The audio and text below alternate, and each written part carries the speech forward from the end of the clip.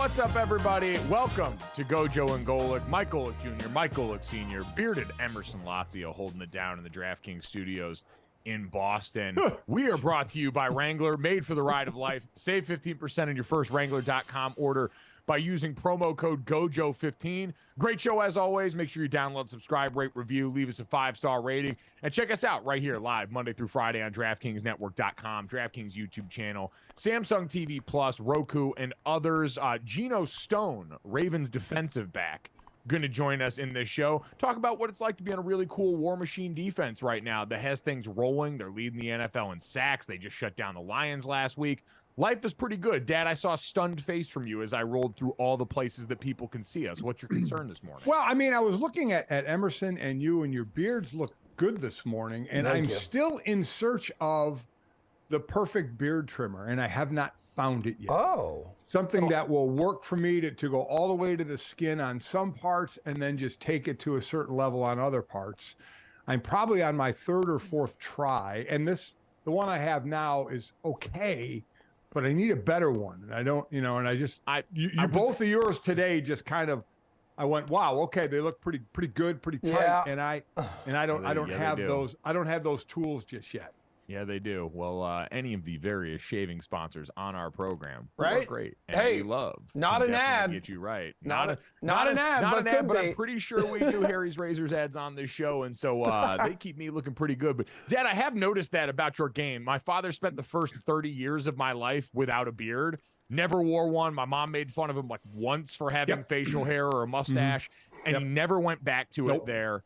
And during the pandemic decided to wear a beard, and now the world doesn't realize why he was ever allowed to walk around with a naked face. But I have noticed, Dad, you continually trim it down too far. You get to almost fully shaved face at this point. You need to get basically hair clippers like you would use for your head, and you got to throw it on a 2. I have found a 2 is the perfect length to get it down to a beard that still shows up, because you've also got the gray in your beard, and you're not going to just for men this, because I know that's not in your tool bag. No. And so you need to account for the fact that you got the gray beard, so you got to let that ride a little bit longer, or else you're going to look like you got a half and half face. So I figured that out, that the gray part, the shorter you cut it, the more transparent then your face looks. Yeah, right? Color wheel. It's a crazy thing. Yeah, so I think you're right. I need to let it go a little more. I got to give that a shot. Yeah, ever since COVID is when I started this, all of a sudden, your mother looked at me like I was drop dead sexy. So I said, okay, big man. She is upstairs just cringing right now. I was going to say, she wasn't the one that did it, Emerson. No. It was all of my female colleagues at ESPN, Katie Nolan, Elle Duncan, Mina Kimes.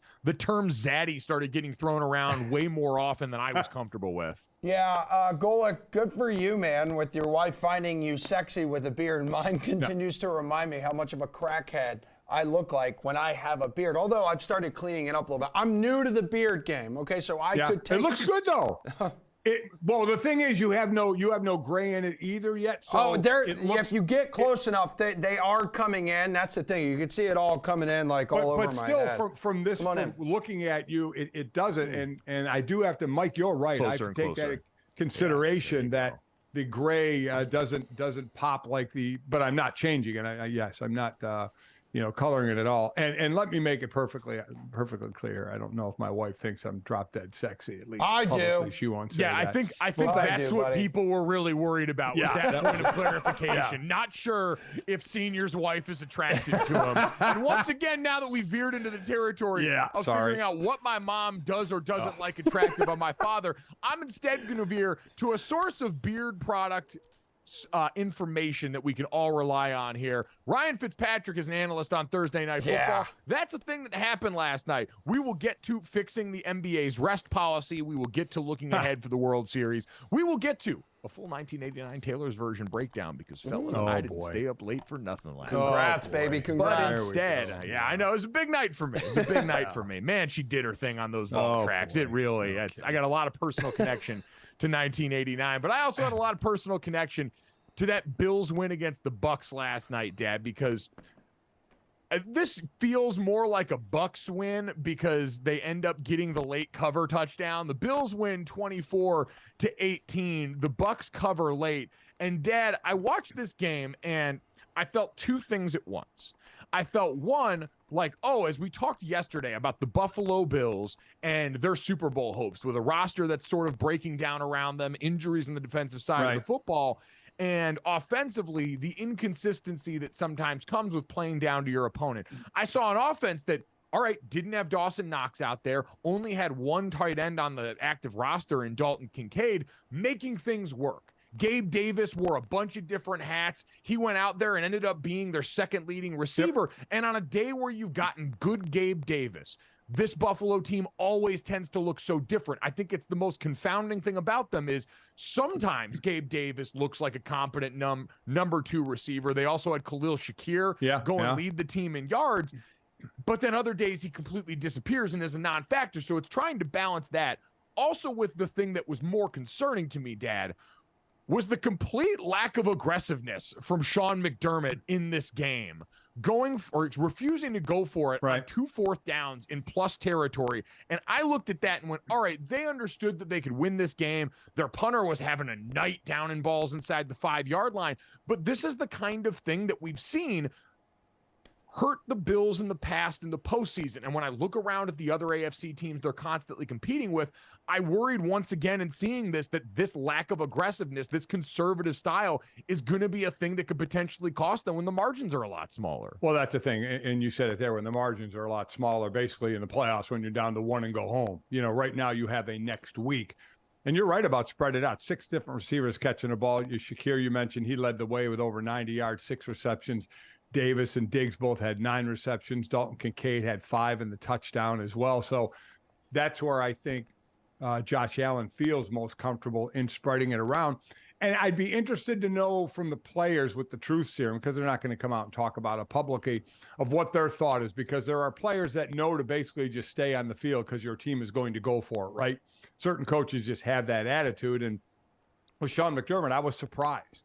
I was surprised that he wasn't more aggressive in those situations. Listen, it worked in this one, and it was a win, and there's no ranking in the pros, so really it doesn't matter. But you sit there and break down games anyway, and they scored all their points in the first 3 quarters. But Tampa Bay does get back in this game with a late touchdown. Then they do have a Hail Mary in the air. By the way, I can't remember the last time I saw a Hail Mary hit the ground with nobody touching it. I mean, nobody. There was like a void in the middle of the groups of players to catch it, and it just dropped right in the middle of it. Godwin, I think, was the closest one to it. So kudos to the Buffalo players maybe for boxing out a little bit like that. But boxing out, those were purge rules on that play. There was blatant assault going on that Hail Mary attempt. Has anyone ever thrown a flag on a Hail Mary? I'm pretty sure I saw 2 of those guys get stabbed. And you shouldn't throw a flag, because what defensive guys are doing, offensive guys are doing to try and get open. So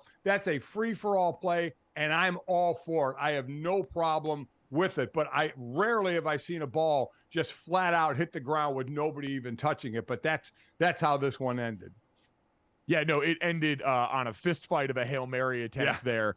But Dad, you talk about the players' thoughts of this, because I saw a clip the other day of Nick Sirianni and Jalen Hurts in the middle of the Eagles game talking about the 4th and 1s. And Nick Sirianni had Jalen coming over to the sideline and hear the audio where he goes, "I went for it there because I believe in you." And Jalen Hurts says, "You should." And we all go, "Man, that's tough football guy stuff. We love that. Feed me more of that." But Dad, there is part of that I was looking at that for the Buffalo offense, who we saw the crowd, and God love you Buffalo Bills fans for being this in tune, because early in that game, Dad, what did we see? Down on the goal line, the Buffalo Bills have a 3rd and 1, and they opt to go and throw a pass towards the side that gets knocked down, and it's it was 4th and 1. They go for it. Yeah. They throw a pass to the outside. It gets batted down, and it's the right decision to go for it. But as we always talk about with 4th down politics, it's not just, hey, are you making the right decision? It's, are you calling the right play? And 2 series later, the Bills had a 3rd and 1, probably around their own 40, and they got up under center, and it wasn't quite a tush push, but it was close. It was the normal one we see where it's just Josh Allen under center. Nobody pushing him. And he gets like an assist from one guy late in that. I think Gabe Davis might have come in and given him a little shove at the end. And they get it. And the Bills crowd has this mix of cheers and jeers because they're like, where was that down on the goal line when we had the chance to score earlier? And in these other 2 situations, one was a 4th and 5, but you're in plus territory where I'm like, all right, maybe I can concede that's a little bit too rich for a defensive head coach's blood. But the next one was a 4 and 2. And if I am the offense, I am palpably frustrated because you have got a chance to win the game on your terms. What that Hail Mary at the end was emblematic of to me, Dad, was what you open yourself up to when you decide not to dictate the terms of victory. Instead, you give them an opportunity. Now, the Bucs decided to run 4-minute offense on their touchdown drive. It took a weird amount of time. They were going late into the play clock. It was an ugly slog of a drive, but the bottom line is they still had an opportunity to win that game on the last play because you refused to go and snatch victory from the jaws of that game in a way that was confounding to me and reeked of defensive head coach who said before the game, we want to play more complementary football. Complementary football means definitely not putting your defense in a terrible situation. I get maybe not going for it on 4th and 1 from your own 30 like the Eagles did. But there's a balance in that of showing your offense, hey, we believe you can move the ball in pressure situations, and they didn't last night. But there's also the side, Mike, that I have to still go with the old school train of thought. The Bucs had 10 points until the 4th quarter. So there's a fact also of field position. Let's change field position. Their punter, by the way, I think it was Sam Martin, had 3 punts inside the 10. So also, it's not a 35-32 game where I think then, no doubt, you want to keep your offense on the field and try and regain control and don't let the other offense get it because they're moving. They had 10 points. So, I mean, there's also the side of trusting your defense, playing a field position game and saying, we've held them to 10 points. Our defense is playing pretty good in this situation. So there's that part of complementary football I somewhat agree with still, and a lot of it is game dependent. And in this one, they were holding Tampa Bay from the end zone. They were, and then they gave them enough opportunities over and over again to where they finally found the end zone, and then they almost found it on the last play. Like, that's my thing is, yes, you've been able to keep them under your boot the entire night.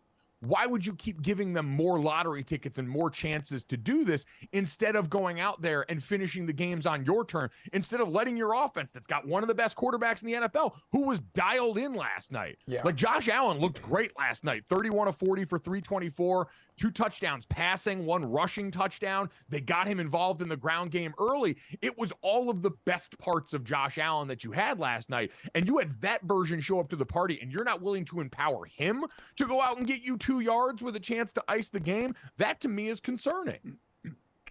Listen, we'll disagree some on that. I'm going to go on more the context of the game. And if my defense is playing well, even though I'm giving the other team opportunities, they've been stopping them. I get it. And it's a percentage play, right? Of where you want to give the other team the ball if you don't make it, as opposed to making it an ice in the game. I get what you're saying. And I get most of the NFL is going to be aggressive today in doing that, but there's part of me that still understands the other side of it. And guys, they used his legs a lot more last night, and we've seen them in the past few years. Like when he has that threat of running the football, like this team is better, which is why it blew my mind when they had that 31, going back to that red zone failure in the first I think it was the first quarter, and then they had 4th and 1 to start the second quarter. Why they didn't just decide to do the quarterback sneak and Ken Dorsey be a little more aggressive there instead of running Cook and then going to that pass to the flat here? Like that's not going to work against these better football teams that are on this schedule, like coming That up. I agree with, Mike. If you're going to do it, then the play call involved, in it has got to be better. Well, I completely agree with that. And Dad, you've been harping on this all year, and this idea of taking rushing attempts off Josh Allen. There are certain quarterbacks, and Josh Allen always reminds me of Cam Newton in this way. Amazon did a really interesting piece on Josh Allen and some of the things that he had said in the press conference before, and he was a guy that seemed to be trying to control his emotions a lot more. He had some weird optimism term that he talked about that sounded like made-up therapy speak, but it's a guy, and they highlighted this in the pregame, that is at his best when he is feeding into the emotions. And part of that is he always reminds me of Cam Newton, where Cam Newton, every time he got an early rushing attempt in a game, it was like the wind immediately got put in his sails. Like that was exactly what he needs to get the juices flowing. And every player needs something different. We hear coaches talk about how, all right, well, my quarterback needs to get hit at the beginning of the game. That's how he feels the most in tune, or we need to get him an easy swing pass. For Josh, it's a rushing attempt. He is like Cam in that way. And so I loved seeing that last night, which is fine early. And Emerson brought up the thing I am most worried about is I'm not worried about what they do strategically to beat the Buccaneers. But what you do, like in these situations is usually habits you're building for all the time. And I worry about what are you going to do against the Chiefs or the Ravens or the other quality teams on your schedule that are inclined to take more risks, that are more equal to you talent-wise, and all of a sudden are now going to have that edge there too. That's the kind of stuff that in the postseason wins you or loses you games. It was part of what lost them in the postseason in 21. And so those are the things I'm concerned long-term, not about their ability to beat the Bucs. Listen, to me, if Baltimore, if the Buffalo, we saw Philadelphia last year, if they're going to win, their quarterbacks are going to have to run. That's what I've said, and I'll continue to say it. I know they want to make Lamar run less, and that's fine to a point, and pass more. But when you get in the playoffs and it's win or go home, you're going to trust that guy's leg. Listen, Jalen Hurts right now is averaging, he's got 74 runs in 7 games. So quick math, that tells you that's 10 a game. And that's how you're going to win with those guys, is with their arm. I get it, but they are going to have to run, which means they're going to put themselves in harm's way, even though for Lamar Jackson, he got hurt in the pocket, not running. Now, there was a concern last night in this game in the second quarter when Josh Allen had to go in the blue tent for a shoulder injury. And that's the concern you get, a bit, is when you get hit and going forward, we're getting in the area of the halfway point of the season. And, you start to have the lingering injuries, and depends on body part. Like you look at Deshaun Watson, that injury is a rotator cuff of the throwing shoulder. So it's going to keep him out a little bit longer. But I've said at the beginning of the year, and I'll say it now, and I'll say it at the end of the year. Teams that are going to win, that have quarterbacks that can run, are going to have to run to win the ultimate prize they're going for. Yeah, my point was more about 4th down attempts, though, and like aggressiveness in critical situations, though. I get that there. I do laugh, though, because I just went to look it up to see if this would support my information. And statistically, it does not. The Chiefs actually tied for dead last with the 49ers in 4th down attempts on the year. So I was not prepared for that to show up. But we know and have seen in the past that Andy Reid is obviously not averse to a high-risk 4th down situation, and even calling plays for his backup quarterbacks at time in those spots. So the Lions, for what it's worth, number 1 in 4th down attempts with 16. And the Eagles, obviously. I'm stunned it's not the Eagles, but they are tied for 3rd with 14 attempts on 4th down. So something to keep in mind there. But Dad, as we kind of wax and wane back and forth between the Jekyll and Hyde versions of this Buffalo Bills team, definitely the best version of it last night. So they get a much-needed win. The Buccaneers on the other side, Dad, I think you just saw some of the limitations that come with that roster in its current form right now. The offensive line, young inside, a lot of procedural penalties for them that screwed them up in pivotal moments there. I think one of their offensive guards, I think it was Luke Gedeke, ended up with 3 offsides penalties in the game. So you had a lot of those things that were shooting you in the foot on drives. It was hard to get Mike Evans as involved in the game as he wanted to be there. Shout out to him. I saw the interview with Taylor Rooks where he said he's a Harry Potter guy. So hats off to him for having a Harry Potter themed tattoo. But I just think we talked about this Buccaneers team, Dad. Baker Mayfield is, I think, the perfect guy to shepherd them through this middle ground and this time after Tom Brady. But you also just saw there's only so much that they can do right now. And last night they ran into a team that's just talent-wise at a different place that they are. Yeah, and the thing is, the most they can do right now, and they could still win their division, right? Because it's the NFC South, and we have no idea, how that one's going to turn out. So they could have enough to win it. But I agree with you. They're limited in where they're going to go until some changes happen at some of the other positions that, after this year, which we'll get to. And you mentioned penalties. They had 11 penalties. Buffalo had 9 in this. So it was not a clean game by any stretch of the imagination. Pretty sloppy in that respect. Nope. But again, not a single one of those flags hit the dirt when it was time to chuck that Hail Mary up. Nor should they. It's Dad's Hail Mary policy and my kneel down policies. We've all got our kinks in the world of sports, and we have stumbled on ours here. Coming up next, though, I actually had to turn the TV to the NBA last night, and in it, I think I found the solution to Adam Silver's concerns about the resting policy around the association. We'll get to that next here on GoJo and Golic.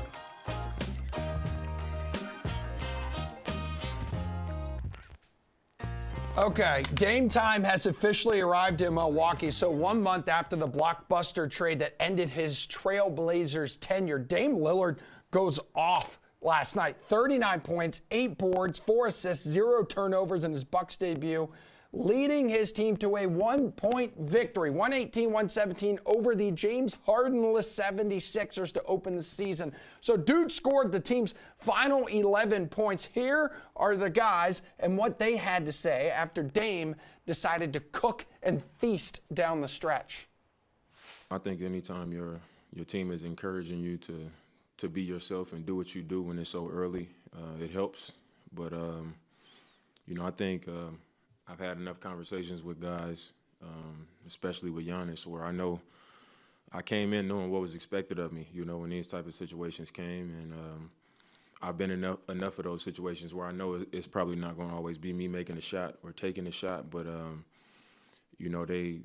they're encouraging me to be the person to take control and make decisions and, decide what's going to happen in those moments. And that's what I'm here to do. That's trust, He's got to build that trust, He has to know that whenever he has the hot hand down the stretch, we're going to find him and we're going to give him the ball for him to operate, to make plays for himself and to make plays for the team. And that's what he did tonight. That's why we were able to get the win. All right, well, as far as first impressions go here, GoJo, it would have been difficult for Lillard to deliver a better one, correct? Yeah, and you mentioned the stat line. Dad, to me, the most important part of this and the part that fit in seamlessly right away, and to me, if I'm a Bucks fan, I am the most excited about. Damian Lillard scored the team's final 11 points in the fourth quarter. Giannis has always, I think, been at his best, in their championship season at his best, when he had a multifaceted offensive weapon that he could throw the ball to in the fourth quarter who could do a lot. And Damian Lillard took over for what usually was Chris Middleton in the waning moments of those games. Drew Holiday certainly helped, but Chris Middleton and what he can do off the dribble creating for himself, Dame is just the souped up version of that. And I think it allows Giannis to continue to do the things that he's best at without having to shoulder the load. It's the perfect fit as far as skill sets in critical moments in this game, and I think going forward for what they're trying to do. Well, I mean, we see that now in the NBA. You need 2 to 3 of those guys, right, to win a championship, to be able to rely on somebody else, so the heavy load doesn't fall always on one guy. But you think at the end it would fall on the Giannis Antetokounmpos of the world, of which, by the way, there's just one. But you know what I mean, the star. So it's great. It's great to have another one. I mean, here's another one where they blew a 19. This is the NBA, right? They have a 19-point lead in this game. Oh, yeah. And that lead goes away, which means nothing in the NBA. But with a little under 4 minutes left, Dame hits a 3 and puts them up, I think it was 105, 104. And that was the lead for good. They go on an 11-0 run there. But Philly does go on a 7-0 run coming back. And it's another 2-point game at one point, and Dame hits another 3 with a little over a minute to go. So he was that clutch guy. And again, just like we talked with Kristaps over in Boston, Porzingis, he was in a debut. He scored the most in franchise history in a debut. Dame did the same thing in the Milwaukee franchise by scoring the most in a debut last night with 39. But yeah, I mean, this is exactly what Giannis was talking about when he, they better do something. We got to do something. And, they do, and they make him happy. And then, they make him happy again by giving him $62 million a year. So he's really, really happy now. But boy, what a running mate he has. What a terrible thing for Joel Embiid to have to see in game one. Oh my gosh. About how one organization has gone about providing for its superstar player, and he's sitting there wondering when and how James Harden might ever reintegrate with this team. Dad, for all the rumors that we saw, the weird whispers about the Knicks monitoring the happiness of Joel Embiid and the 76ers right now and all the cryptic stuff surrounding that, I would get it. If I'm another team, I'd be poking around to see if there's trouble in paradise over there. Because how could there not be if you're Joel Embiid watching the way everybody else has help right now? Like on a night where we're going to talk about overall, especially when we get to the Lakers game, the benefit of having your star players out there in terms of the league. Adam Silver and company have spent all this time, effort, and resources finding ways to change around the structure of the awards at the end of the season and the way that they can penalize teams for stars sitting out. I get it, because watching Embiid and Giannis go at it last night was awesome. The amount of times that we got to see one-on-one matchups of those two guys down in the block, making pivotal plays in this game. And then you realized, at some point in the fourth quarter, Giannis had Damian Lillard to go and kick the ball to. And Joel Embiid, Tobias Harris played really well in this game. I know they love Tyrese Maxey, but it's just not the same. And so I think at some point there has to be a certain level of frustration for Joel Embiid realizing yet again they're wasting more of his prime years. Yeah, I do like Tyrese Maxey. He ended up taking the most shots. He led the way with 31 points, but you still need a guy in the area of Harden, but, not a guy who disappears in the playoffs like Harden. And real quickly, the league was looking at already the the situation, because they've come in and said, now, no, this load management stuff. No, enough of this, you know, as you mentioned with awards, 65 games, and we're going to fine you if guys are just sitting out and they're not hurt. So they were looking into this because James Harden is not hurt. But I mean, you look at the situation, no matter the reason he was gone, whether they say personal matters and it was excused or he just disappeared, he was gone for 10 days, missed the last preseason game, barely practiced a couple times before that, then is gone for 10 days, shows up and actually wanted to get on the plane. And they said, no, listen, I get this. The guy is not going to be in any kind of game shape to go he play. had one scrimmage with the 76ers in his time back there in camp. Yeah, so I get it. I get their reasoning, and they're probably pissed at him too, I would imagine. Yeah. But still, you know, even if you put that in a vacuum and said, guy misses all this time and then is not going to play in game one, I would get it. I mean, the dude's going to be gassed. You could open yourself up to injury, but obviously they're dealing with a hell of a lot more in Philadelphia than just a guy who missed 10 days for personal reasons, and we're still not sure what went on, and we know there's a battle going on there. This is my solution, though, is we still had fun last night in that game with just Joel Embiid as the 76er star out there. And in the late game with the Lakers and the Suns, while we didn't have Devin Booker or Bradley Beal in that game because of injury, we still had fun because it was LeBron versus Kevin Durant. So Adam Silver and company, I think, really just need to whittle it down to, you just need one star from each team out there. It'd preferably be nice to be the right stars out there. But, Dad, underscoring exactly what Adam Silver's been worried about this is the stat about the second game that blew my mind. LeBron James and Kevin Durant had not faced each other on an NBA court since Christmas of 2018. Yeah.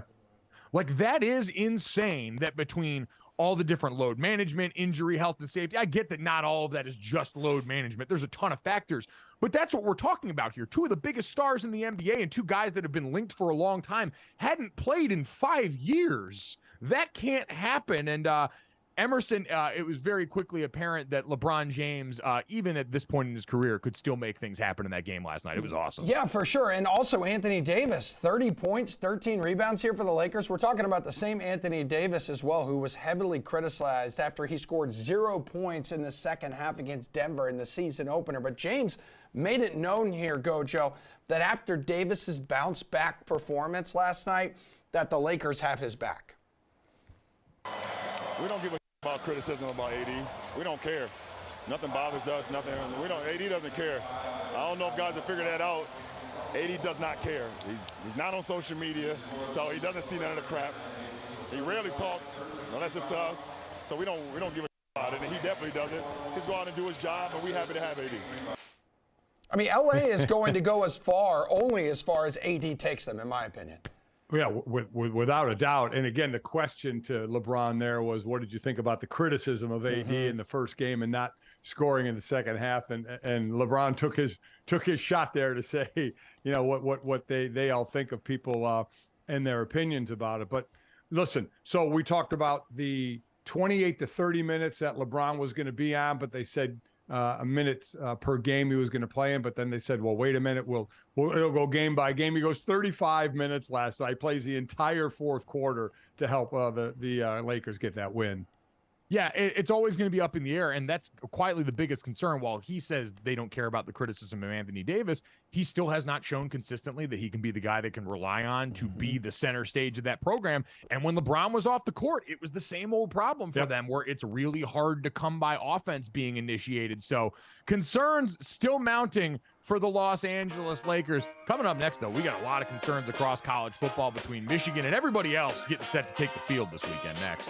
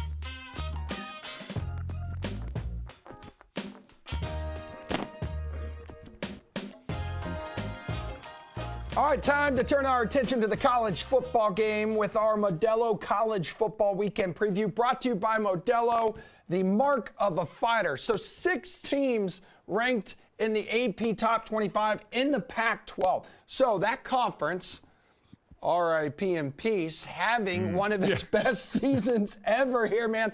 And it has the marquee matchup of Week 9 as well, Gojo. We're talking number 8 Oregon visiting number 13 Utah. That's a 3:30 kickoff. Game day is going to be there tomorrow from the Beehive State in Salt Lake City. I know this one gets your man juices flowing, does it not? It does indeed get my man juices flowing. And you know what it does? It seems cruel that in the final year of the Pac-12, where every other day I got to open up ESPN.com or Yahoo or one of these sites and see another headline about how Oregon State and Washington State are trying to file an injunction against the rest of the Pac-12 for controlling what's going to happen business-wise for them going forward. They're fighting the good fight. They're over here. Oregon State, by the way, also having a phenomenal season. Yes, they are. Now. Washington State's had some big wins mixed in there too. And at the same time, the conference is getting as much or more coverage than we have seen in the almost decade that I've now been covering the sport as a part of the media. Like, Dad, it has never looked like this, where between the attention Colorado brought, USC being back, Oregon, Washington, Utah, all these actual good teams inside the conference, it has been wild to watch. And it culminates with this matchup that is, listen, imperfect, Dad, because we know for Utah, last week we got the news that Brant Kuithe, their great tight end, Cam Rising, their quarterback that we have been waiting, won't he come back this season, aren't going to be there. But they're coming off a win against USC and Caleb Williams. So I think there's some belief by some people that maybe Utah has enough to party in this game. What say you? I don't think so. I mean, they put up 34 against USC, but USC's defense is not very good. We've known that for the entire season. I don't know how they deal with the depth on the Oregon defensive line. Bo Nix has not been sacked a lot this year. And it's always when you talk Utah, you talk about their defense. So can this defense hold down this Oregon offense? Because Utah cannot go score for score with Oregon. They can't do it. They can't. To me, they can't win a high-scoring game because I don't think they can put up as much. Like I said, they did against USC because their defense is not as good. I love what the Pac-12 has been doing. All you can say it is a damn shame that this conference is breaking up. It's just horrible for what's going on, but it's the reality, and we just all have to deal with it. But I just don't see Utah hanging here. I think Oregon just has too much. I think Oregon is so ready and understanding of week by week to get back to facing Washington for the Pac-12 championships and a shot at the playoffs. I don't see Utah getting in the way. I'll take Oregon. I'll even give the 6.5 too. Yeah, part of me, I think out of respect for Utah and Kyle Whittingham, 6.5 points, almost a touchdown, just seems like too much, especially at home at Utah. That is such a tough environment to play in. Usually you think of it in night game terms. I would probably take Utah with the points there, but I do think Oregon wins. I think you mentioned the keys for me. The lines of scrimmage, they're built the right way. Even in the Washington game that they lost, that showed up in a big-time way. Utah going to be shorthanded on defense yet again. Injury bug has hit them plenty this season. Lander Barton, one of their great linebackers, out after that USC game where he was sensational even in the body of that. And so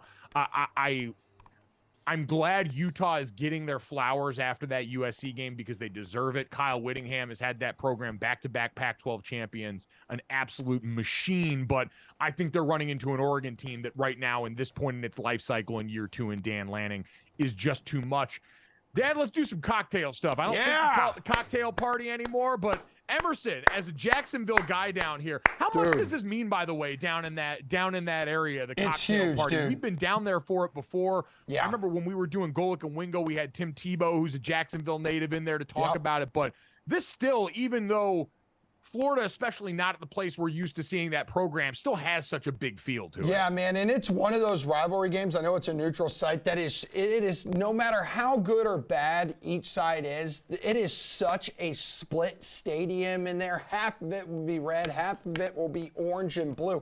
But I tell you what, it's a massive deal in Jacksonville, has been since day one. Even in college, when I was at UCF, I would not care about whatever game was happening in Orlando. We would all stuff ourselves inside like a WinStar, drive up to Jacksonville, and we would sit there and we would party. and we would hang out all day. Like, people drive their RVs in from Georgia, from Gainesville. The entire week, they're camped out there in the parking lot at Alltel Stadium, or whatever the hell the sponsor is there in Jacksonville. And they would just cook out. They drink all freaking day long, man, all week long. I love it. It's my kind of people.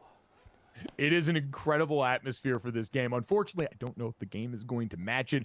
Dad, Georgia 14. I don't know, man. They're missing that tight end now, that stud tight end of theirs. Yeah, Brock Bowers out 14.5. I may not give the 14.5, but I'm kind of waffling on that. I think at the end of the day, I will. Florida will have to play the game of their season by far and away to be in this game. And I don't know if they can do that. I think Georgia runs a little bit more, runs some in this game. They beat them pretty well last year. The nation's top offense at over 500 yards a game.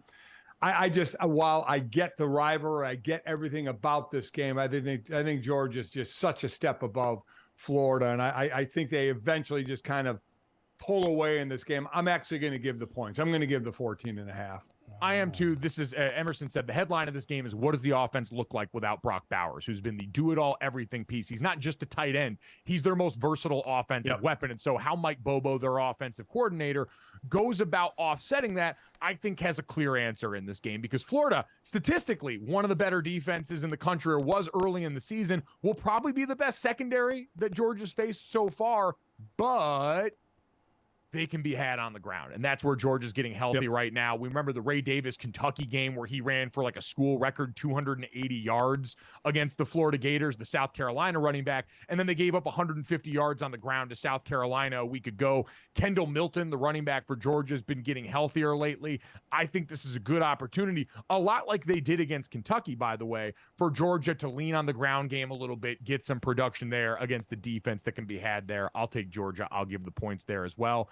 Dad, the last one on the slate for us here, Tennessee at Kentucky. The others right now in the SEC, we've got Georgia and Missouri, who are going to play next weekend, who are 1-2 in there right now. Tennessee leads the SEC in rushing per game. Kentucky's the second best rush defense in the SEC. Dad, we saw them get blowed out by Georgia, and Tennessee give one away in the second half against Bama last week. Kentucky getting 3.5 in this game. Dad, who do you like? You know, you see last year, Tennessee blew them out 44-6. That was with Hendon Hooker. Tennessee doesn't have that explosive offense by any stretch this year. This game, I think the more important question here is betting the over-under on time of the game. An hour 45, 2 hours. I mean, this is going to be a running affair. Option game, I mean, for Kentucky, it's Ray Davis. For Tennessee, it's the three-headed monster they have in the backfield there. It is going to be a running fest. That clock is going to continue move and move and move. You're going to look up, and they're going to say it's halftime. You're going to be going, what? How is that even possible? But I like Tennessee in this one. And again, all these games, I'm giving all of them. I'm giving the 3.5 on this one. Again, not going to be the aerial attack we saw last year. Going to be a ground game. Going to be a lineman's dream on both sides of the ball. One side trying to move you, the other side trying to beat their guy one-on-one, and just a mosh pit in the middle. Yeah, and I do think when push comes to shove, because both these teams, like you said, really capable rushing offenses, two of the best and doing it in different ways in the SEC. Kentucky also really good rush defense, though, up front. They got some big old boys that can go clang and bang. I'm most worried about if this comes down to a quarterback battle. Joe Milton, coming off one of his better games of the season, at least in the first half against Alabama last week, turned back into a pumpkin a bit. Devin Leary has been a bit of a disappointment since coming over from NC State this season. In his last 4 games, Leary's completed 47.5% of his passes and averaging just 5.16 yards per attempt, which is by far last in the SEC among quarterbacks there. So if it comes down to it, I'll trust Milton. I'm with you. I'll take Tennessee. I'll give the points. And we'll march into a weekend where I am just going to pray to any God that will listen that Notre Dame, was like a 3-touchdown favorite against Pitt, manages to avoid the thing that usually happens when we play Pitt, which is the super weapon charging and something wild going off here. I'm the most worried that any person has ever been with their team favored by 3 scores. It's not healthy, but this is my lot in life. Well, coming up next, we'll turn our attention. Oh, by the way, the World Series gets started tonight. Let's see what's going to happen next on GoJo and Golic.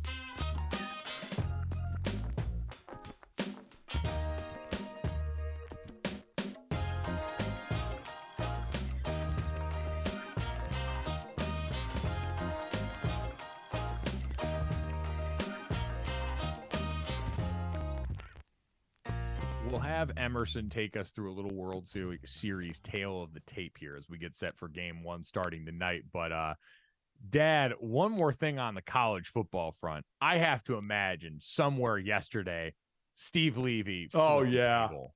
Like he had to destroy something. It had to look like Jesus in that temple getting buck, because it was announced yesterday that the 2023 Bahamas Bowl will be played at Jerry Richardson Stadium on the campus of North Carolina due to the ongoing renovations in the Nassau Bahamas Stadium, Thomas A. Robinson Stadium, where the game is normally played. The name of the game will also be changed this year and announced in the coming weeks due to the fact that it will no longer be played in the Bahamas, Dad. Oh. Steve Levy, one of the greatest things, I believe, had it worked into his contract that he would call the Bahamas Bowl every year for ESPN. And so now having to do that, I wonder if he shows up for the gig. I know Steve's a professional, but man, at some point when you sign up for the Bahamas Bowl and you're not getting delivered to the Bahamas, he's allowed to draw a line in the sand. Listen, nothing against Charlotte. Charlotte's a wonderful place, but it's not the Bahamas. The Bahamas, and it's not North Carolina. It's not that yearly trip that you get. And behind the curtain a little bit, when we were both, Mike and I were at ESPN, years and decades, I should say, ago, calling college games until, again, my last year at ESPN, and Mike calling college games there. There was nothing like at the end of the year seeing which bowl game you were going to get assigned to, right? Where you were going to get to go. Was it going to be warm? Was it going to be cold? Like you and I got to call the Pinstripe Bowl together one time. It was in New York. Very cool that we were able to do it together, but very cool as in cold outside as well. We were freezing up there, but it was, again, cool to do it together. It would have been nice to do it in a warm city, but that's kind of what the announcers are waiting for, because, again, 40-some bowl games, that you have to be distributed to. Where are you going? Where do you get to travel for these bowl games? And Levy has just had it so good going to the Bahamas every year. And the players, though, like the Bahamas Bowl is a MAC Conference USA switch. So you've got guys at Midwest schools who are looking at this right now. Like, I can't tell you, at the end of the year, people always talk about bowl games as the reward. It kind of. Like, it depends on which one you're going to. My freshman year, it was coming down to it at the very end. And we've seen some teams do these elaborate things where they'll show how they show the team which game they're going to end up going to. And this is no disrespect to Detroit, but my freshman year, it was coming down to the Hawaii Bowl or the then Motor City Bowl in Detroit. I mean, seriously. And I cannot tell you how different the mood would have been around that locker. We had buddies on our team from Detroit who were like, hey, we'll host you at the crib. We'll get you ready to go. The sigh of relief, the palpable sigh of relief when it was announced that we were heading to Hawaii, and like Notre Dame, I think, lost money on that trip. I mean, I'll be stunned if they ever go back. It was, including the national championship, the best bowl game I've ever been to. It was so much fun. There are luau's every day. You're out there on the beach. Guys were taking surfing lessons. It's incredible. And so this makes a world of difference if you're a prospective athlete who all of a sudden is sitting there in December, cold in the middle of Ohio, wondering, oh, man, we just got to the Bahamas Bowl and then got bamboozled like a mother. And then we're going to Charlotte, baby. So you're telling me guys right now are definitely paying attention to this, or you think someone will be caught off guard? No, I would, let's put it this way. I'm glad they're changing the name because I think they realize the cruelty of some people probably would miss this. And all of a sudden, if you're on the bowl selection show this winter and you see, oh, we got the Bahamas Bowl. And you go to Charlotte. Yeah. They have to change the name, right? No. I mean, why are we doing an emergency landing in Charlotte? That's what I'm saying, dude. Imagine being on that flight and then it's like you just touched down in Charlotte. Like, oh, yeah, nice little quick layover here in the beautiful state of North Carolina. It's like, no, dude, we're staying here for the next week. Yeah. And again, the Queen City's great. They're just not any luau's. I think it's one of 3 Queen Cities, and it's one of my favorite Queen Cities. I've always said that, but man, I'm sorry. You guys got to try a lot harder to end up being Hawaii. I'm imagining the aesthetic of this game, by the way, Dad, looking like the Miami Grand Prix, where you've got all the fake palm trees and sand brought into the stadium. Water. They need to go all in and just do this. Like the Bad Boy Mowers Bowl was always my favorite because they'd put a bunch of the mowers around different places, and they would really lean into the identity of the bowl game. RIP to the Bad Boy Mowers Gasparilla Bowl. But I feel like for this, they should lean into this. Whatever they named the game, it should have around the end zones and around the field all the accoutrements that make people think of the Bahamas. I still think one of the best things, now talking about bowls for a quick second, is when they had the competitions at the bowls and the mower bowl, the Gasparilla Mower Bowl, when they had the races on the big lawn mowers. Yeah. I mean, how cool would that be? To be gassing around on those things. There was a kid who one year his dad owned a landscaping company. And so growing up, this kid was wailing on these things. Yeah. And he absolutely cooked the opposing team. Because there is no better feeling during bowl week than going out there and cooking your opponent in whatever competition they can muster up. That's the only thing I'm bummed about is I don't think we ever had a competition. You'll see somewhere it'll be a bowl game that's got a primary food sponsorship, and so they'll have them do an eating contest. We saw the mower contest there. The only thing we had was Hawaii my freshman year at the Hawaii Bowl did the haka at us, and we had no reply to that at the dinner because there's nothing that our team was going to be able to do that was as cool as seeing the haka done at dinner. And then when we played the Miami Hurricanes in the Sun Bowl in El Paso, Marcus Forston, one of their D tackles, who was a 5-star recruit, I forget if he went on to any NFL acclaim, but he walked by us at dinner one night and he looked at all of us with this like disgusted sneer. And guys have been talking crap. It's kind of what happens when you've got teams that are both together at these events, the bowl game. But he looked over at us and went, "Y'all dreamed of being Canes, and now look at you." And I'm like, we're at the same Sun Bowl in El Paso. The same bowl. Guys I love that bowl. By the way, they came out of the locker room. It was freezing cold, and they folded. They had shrinkage immediately in the cold. Oh yeah, I mean, listen, both times we played Miami when I was in college, we beat that ass, but that's besides the point. GoJo, is it too early to know which bowl game you'll be calling? They'll probably tell you later, right? I will not be. I'm off during bowl season now, so I get to take bowl season in as a fan of the sport, which means, hey, Duke's Mayo Bowl.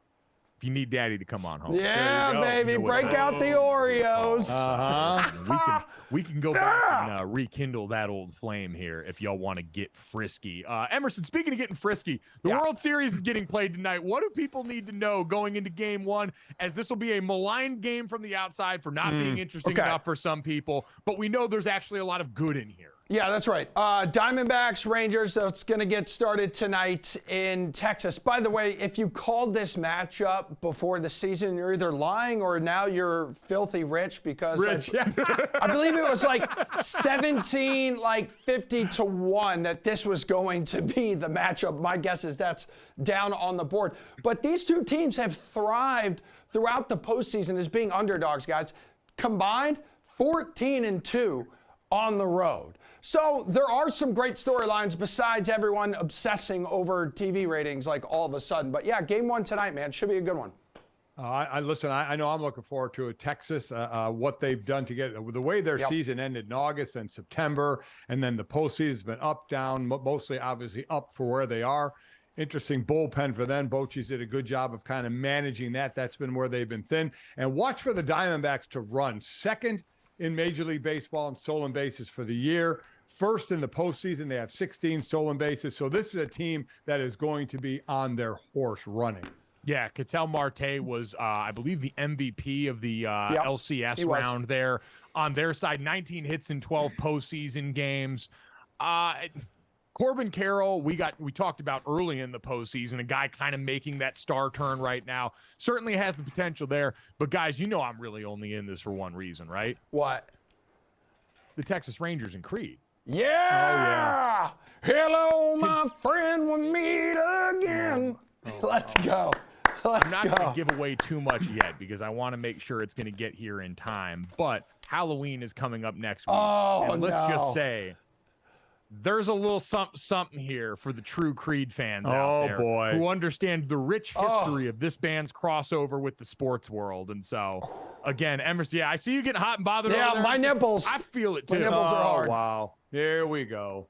Thank you. But that's kind of an all-the-time thing. Oh, my God. Here we go.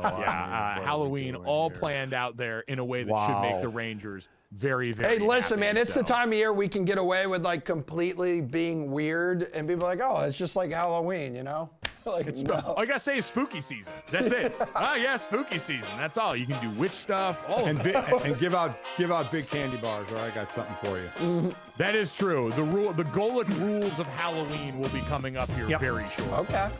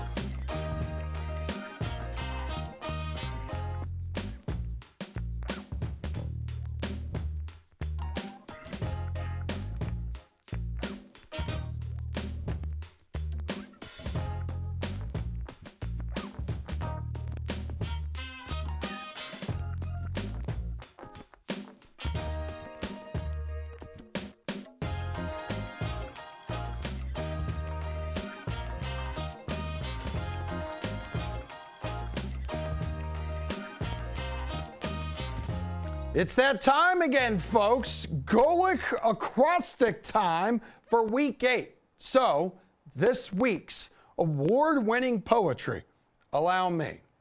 G is for the game that will get the most looks. O is for the battle between the top 2 rooks. L is for Russ Wilson's rallying scream. I is for the matchup between NYC's 2 teams. C is for the QB that hopes his receivers' arms are wide open. I love that. Now it's time for all the Golic's Week 8 takes to be spoken. Yes, Woo. Junior, Wow. take it away, baby. Wow. Look forward to it every week. Every week, still only kind of understand acrostic. It's like when gaslighting started getting used a lot. It took me like 2 years to understand what that term actually meant. Acrostic has been a real battle, but every week, this fine poetry helps get me to the place I need to be to preview the NFL here. Look at God. Won't he do it, Dad? Let's get to this fine acrostic that this great staff has put together for us here and start with the game of the week, Dad. I think there is a clear choice in terms of game of the week this week. We've talked about it a little bit relative to good sex Sam Darnold making his way back into the NFL. San Francisco at Cincinnati, man. You've got the Bengals right now coming off a little bit of rest. Joe Burrow's calf sounds like it's in the best place that it's possibly been.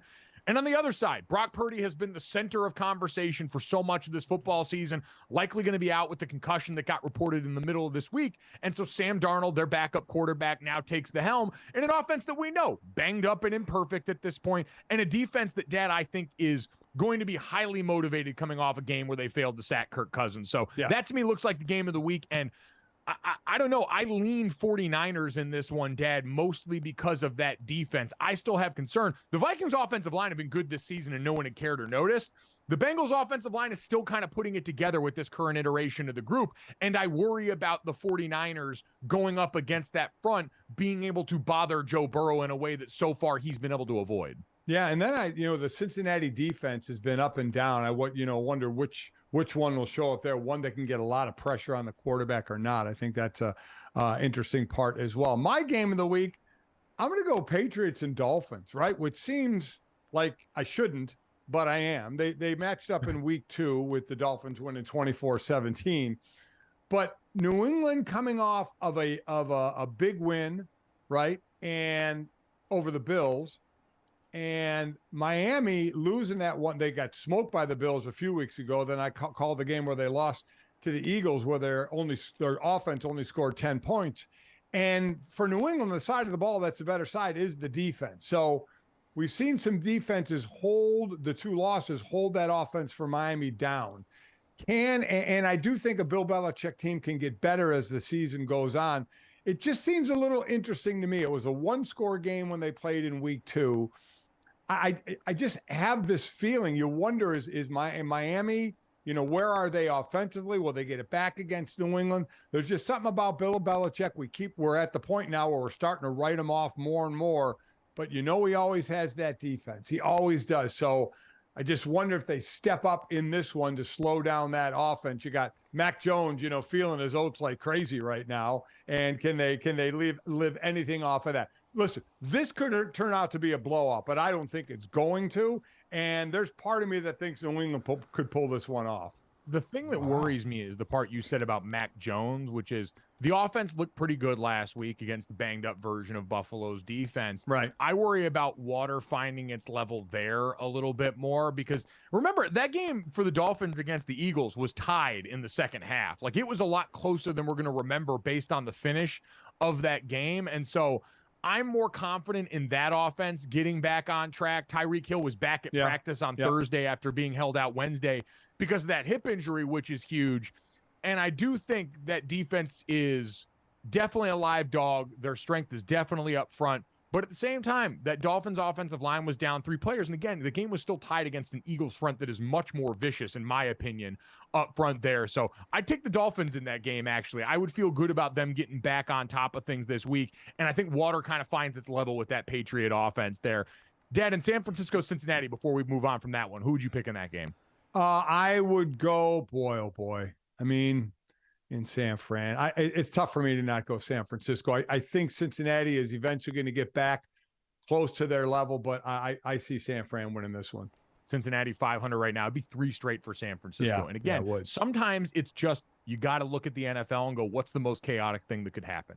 Sam Darnold superstar game. That's the most chaotic thing that can happen here. That is what I'm going to ride Well, with. Purdy was practicing, 49ers. so Sam may never get on the field because Purdy was practicing. You so know we'll what? see. We will see on this one. I am going to continue to hope that we get our chance to see Sammy Dimes go out there and do his thing. But if Brock Purdy's back, all the more reason to potentially check that out here. Dad, let's get to the O here. Overall number 1 versus overall number 2 between CJ Stroud and Bryce Young. And it's been 2 very different years for these guys right now. 2 guys that are also very familiar with each other. First met as competitors on the football field in 8th grade at that point. The Bryce Young led Inland Empire Ducks defeated CJ Stroud's Pomona Steelers in an all-star exhibition there amongst 8th graders. So these guys' careers have been intertwined for a long time considering where they both grew up. But Dad, in this one, unfortunately on the field, it doesn't feel like it's going to be all that close. The Texans have been one of the great stories of the early season, and the Bryce Young-led Carolina Panthers still 0-for, struggling to find their footing right now. Not enough weapons to get it done. Well, no, they don't. I mean, when in doubt, know that, Bryce Young is looking for Adam Thielen, right? He has 59 targets. The next closest is 29 in that one. So that's where he's going. CJ Stroud has the better team. CJ Stroud, by the way, said about that 8th grade game, he said that Bryce Young and them just killed them, just smoked their team in 8th grade. That's just hilarious. The Empire. But Texans just, I think, have too much here. CJ Stroud playing incredibly well. So I see, unfortunately, the winless winless games and winless season continuing for Carolina. I think an interesting subplot in this game, Dad, and you would be the one that's able to speak to this here. In practice, when you're teammates, we know in practice the quarterback wears the red jersey. So if you're a defensive player on your team, you can't touch them. They're off limits. Right. You get yelled at if you're even inside the cylinder. It's a big thing. Will Anderson Jr. walking into the party, playing defense for the Houston Texans now, going up against his old Alabama quarterback and Bryce Young here. You wonder if there's a little part of him that over the years, maybe there was some bleep talk in practice, maybe there's some stuff that went on in the field down in Tuscaloosa where he might be looking to unload on at least one of these hits here and finally get to sack his old quarterback. Well, it's what happens all the time in these type of things. You get the red jerseyed quarterback in practice, a defender that gets close to him and says, "I got you." The quarterback saying, "No, you didn't." Well, now they can leave no doubt, right? Now someone's going to get got or the other guy's going to get got. It's pretty plain and simple right now. So, yeah, I think will enjoy actually being able to take Bryce Young to the turf now and not just have to run by him or tag him or stay away from him. God forbid you touch someone in a red jersey. I was going to say, I'm sure you love the guy. He did a lot for your team. I mean, absolutely. Offense. But now you can hit him. Yeah, that still doesn't mean that every once in a while the competitor and you didn't want to hit him. Just to let you know, hey, all the talk was on you. I do this thing over here. So we'll wait and see that one. But yeah, unfortunately, my predictions for Bryce Young before the season seem to have gone up in smoke. I should have just slotted that one over to CJ Stroud, seen the writing on the wall for the Good Vibes Texans, who have been, again, one of the most fun stories so far this season. I'll just continue to say I said I would have taken CJ Stroud first in my quarterback draft. I actually don't know how much better CJ Stroud would be faring in Carolina right now if you flip the two of them, how much different the situation would be. But that's you get to do that because you said the take. Let's get to L. Let's ride Broncos country. No. Okay. So you're not even going to let me finish the question. Go ahead. Of if the Denver Broncos could potentially upset the Kansas City Chiefs, who they only lost to 19-8 in their first meeting. Yes. Yeah. Denver defense did play well, but Kansas City, we talk about beginning of the year to where you are around halfway through. Kansas City's a better team, right? Kansas City's playing better, still maybe looking for, and it'll be interesting if they go to the trade deadline, which is Tuesday, if they were to maybe pick up another wide receiver, i.e. maybe a Jerry Jeudy from the Denver Broncos. If he's on the market, we'll see. But yeah, I think Kansas City's playing better now. And sorry, just not going this way at all. No chance.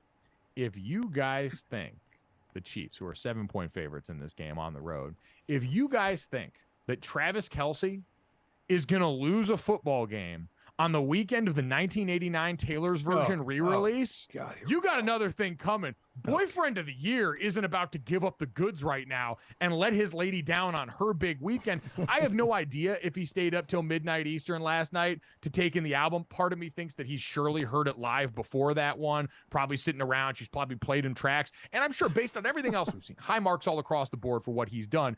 He probably popped it in and listened along. And I don't know if he was familiar with the album before or just pretended to like all the songs or what, but I'm sure he did his job in this and got plenty of rest so he can go out there yet again and ball out if she is going to be there. And that'll be the big question on everyone's mind coming off Taylor's version is Taylor going to make the trip to Denver to watch this game?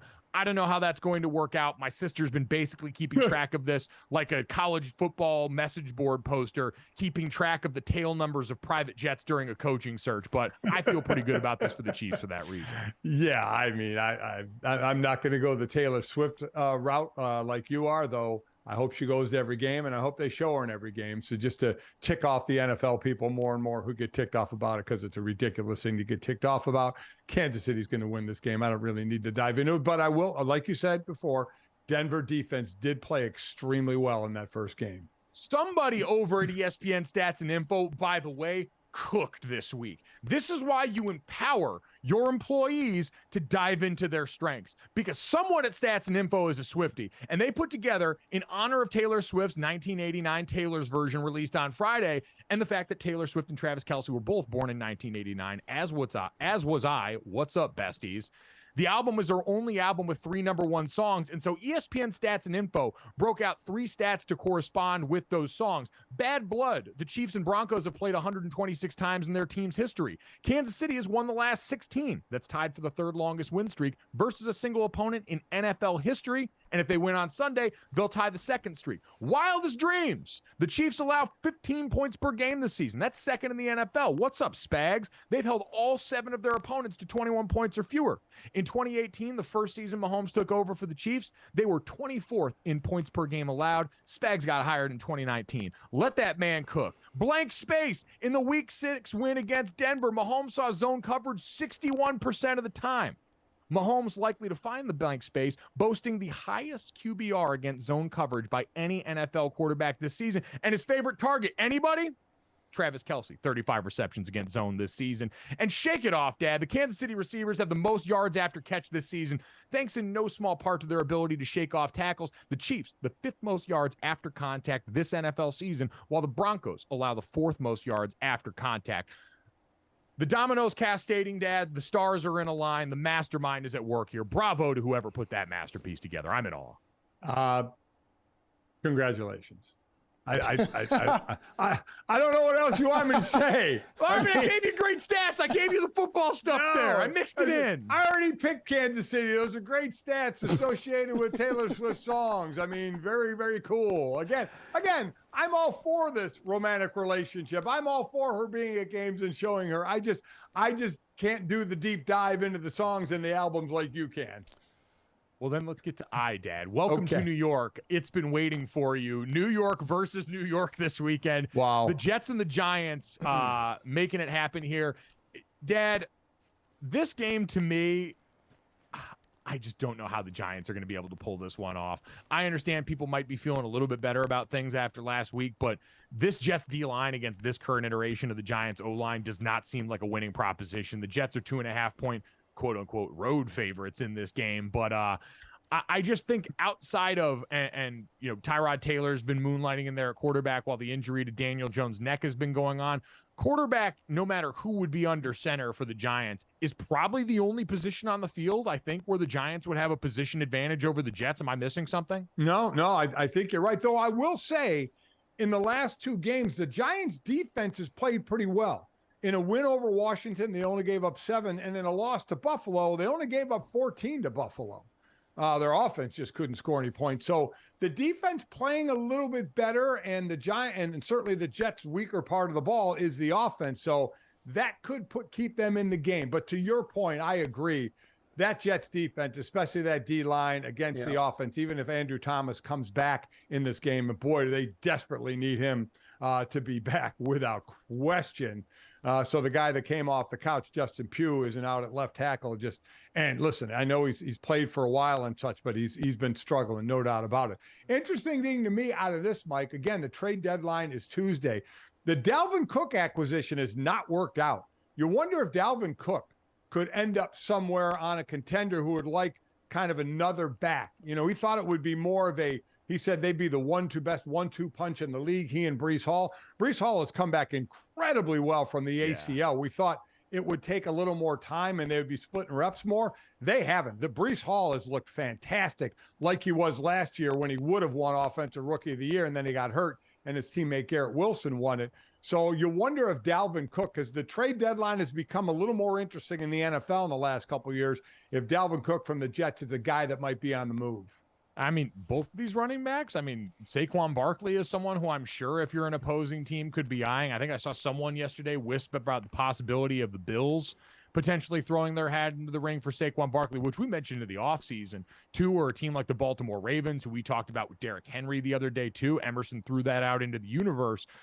There's going to be a lot of that coming up. I know Dalvin Cook's representatives, I think, have talked to the organization about trying to look for a trade partner, too, because of how that shook out. So it is going to be fascinating to see, but that does speak to the kind of production the Jets have been getting. And by the way, local New York radio people, leave Zach Wilson alone. Guy went home on the bye week to hang out with his family a little bit, and people started freaking out here. Just ridiculous. Oh, dude, listen. When I was in Philly, and I've said this before, you know, I'd be out in the grocery store Wednesday or Thursday after a loss. People look at me like, what the hell are you doing out? Why aren't you watching film and want to commiserate over the game? And I'm like, listen, buddy, you know what? You get to go Sunday to Sunday. You know, I got to put that game aside and start preparing for the next one. And, oh, by the way, I don't prepare 24/7. I have a life as well. So I'm with you.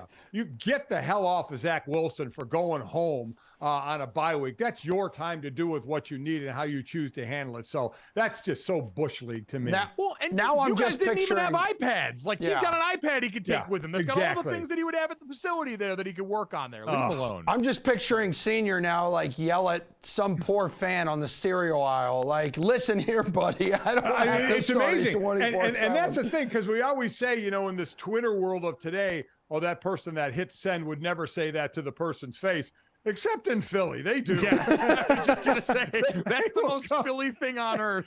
You're trying to go pick out Frosted Flakes for me and Jake, and they're like, what are you doing here? Yeah, what are you doing? Why aren't you watching film? Would you believe that loss last week? And you're like, damn, okay. You're like in the battery aisle, and you see their hands starting to twitch a little bit, start to get real nervous. I'll do it, I swear. All right, let's finish off the acrostic quickly. We only got a couple minutes left here. Kirk Cousins and company potentially back in the playoff picture, ? Dad, I'm very interested in this game. The Vikings are coming off of their biggest win of the season against San Francisco. And on the other side, man, the Packers couldn't be limping into this any harder. You lose to the Broncos. And yet the Vikings are only a 1.5 point favorite on the road. Bro, they don't have a rushing touchdown. They don't have a rushing touchdown this season. I get it, man, but you just beat the 49ers without it. Like, if you can beat that defense without it, you're good enough to party. And the fact that they're still only giving 1.5, I get it's on the road. I get it's a division game. Something stinks about this, Dad. I feel like somebody knows something here. I'd probably take the under just because that's been the flavor of ice cream for these teams most of the season. But other than that, I ain't touching this. I'm telling you, I mean, because you just immediately want to say Minnesota in this one, but there's a reason there's big buildings, you know, in Vegas. I mean, they know how to pick the lines, that's for sure. But I like Minnesota in this one.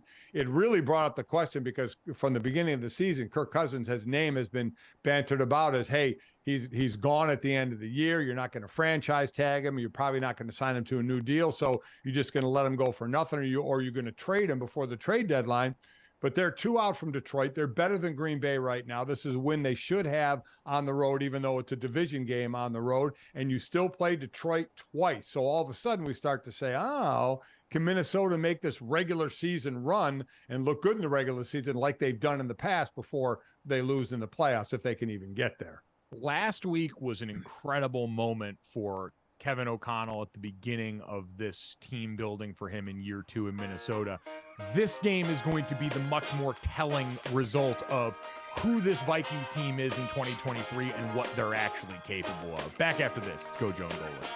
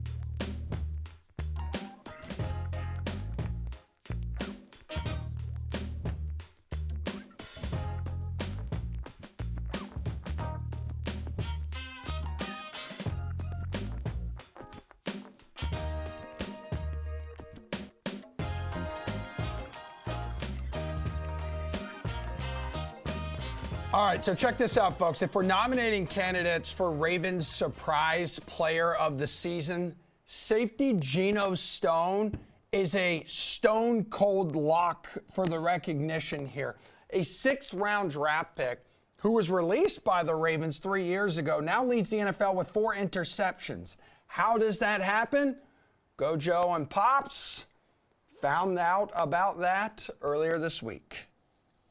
All right, very excited to welcome in our next guest. In a year that has felt like a defensive renaissance across the NFL, leading the charge has been the Baltimore Ravens. And Geno Stone, their great safety, former Iowa Hawkeye, kind enough to join us now. Geno, what's going on, man? How you doing? What's up? How you doing? Doing well, man. We appreciate the time. And I wanted to start there because across the league, we've seen people talking. Offensive stats in almost every major category have been down relative to like the last 5 years. It's been such a spread out offensive league. The rules have catered to offensive players for so much recently. Why do you feel like defenses like you guys are having so much more success this season and really the stars of the show right now? Probably just try to get with our assignments. Is everything we got to do. It's a pass heavy league now, so more opportunities to get your hands on the ball. Things like that get takeaways. So I feel like everyone's getting takeaways from everyone trying to be more aggressive on the offensive side of the ball. You'd be more explosive because they want to put more points. So defense to get more opportunities to get takeaways. Second-ranked defense statistically in the NFL right now. And speaking of takeaways, you have 4 interception that leads the NFL. What's interesting is everybody has the team goal of wanting to win a division, get the playoffs, go to the Super Bowl, but they have, individual goals as well. And yours was 3 interceptions, and we're not even halfway through the season, and you've passed that. So I guess it's time to reset your own expectations. Yeah, a little bit. At the same time, I want to get more, obviously, but people probably think why would I say 3? Not even being a starter. I just had to try to put big expectations for myself. I was trying to be better than I was last year. I didn't get any last year, so just trying to put goals out there that I could reach. And I thank my D line a lot because my D line is doing a hell of a job getting to the quarterback. So them tips and overthrows are helping me a lot. It's been a real collective effort from your guys' defense there. But you mentioned last year, no interceptions for you, and your role has grown. You were drafted here originally, then released, then you end up in Houston for a little bit and back here now. How have you gone about trying to carve out your niche and your role in this defense the last couple of years? Yeah, the only thing I learned throughout this league is control what you can control. This is a business. So at the end of the day, you got to control what you control. I had a great leaders in front of me, a guy like Anthony Levine is a special team ace, through Baltimore for many years. I learned from him a lot, and we had similar situations coming to the league. He was a tryout guy and made his way throughout the league, played 12 years in the league. So leaning on guys like that, him, Chuck Clark, another guy that was a late round pick here, made a way for himself to become a starter. So learning from them guys every day, helped me a lot to find my way in this league. Yeah, and how was that coming into the league? 7th round guy. So when you first got into the league, and there are top picks that are going to get to play right away, and what your thought process was as you're looking at lines at your position and figuring out, everybody has that in their head. I got to, there's only so many guys that are going to be there. Talk about when you first got to camp. Yeah, when I first got to camp, the first thing said was don't count numbers. You don't want to do that. Once you start counting, that means you might not make it. So that's one thing I try not to do, not to count the numbers and figure out who's going to be here, who's not going to be here. Just go out there, do what you can do, control what you control. At the end of the day, everything's going to fall in place how it is. But the biggest surprise to me was the first game day.